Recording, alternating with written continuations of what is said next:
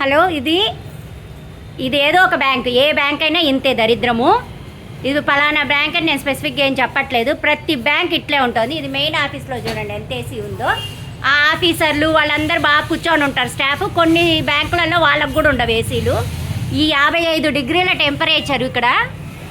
ఈ టెంపరేచర్లో ఏటీఎం పోయినా ఇదిగోండి ఏసీలు ఉంటాయి, కానీ అవి ఆన్ మాత్రం చచ్చినా చేయరు.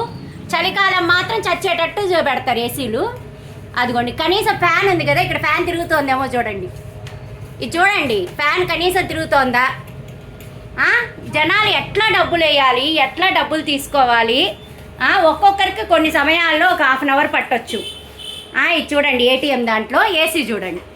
ఎక్కడ ఏటీఎం అయినా ఇదే పరిస్థితి.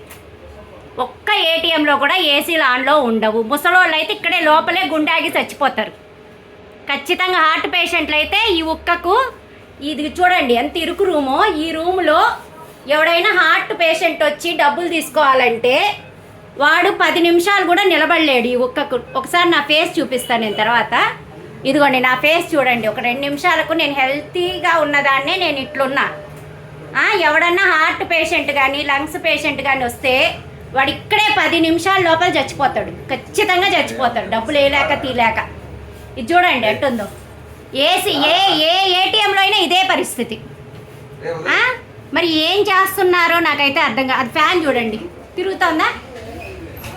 సీసీ కెమెరాలు ఒకటి పెట్టారు ఏం చేసుకోవడానికి? ఎవరు చచ్చిపోతున్నారో చూడ్డానికా? సీసీ కెమెరా ఎందుకండి ఇక్కడ?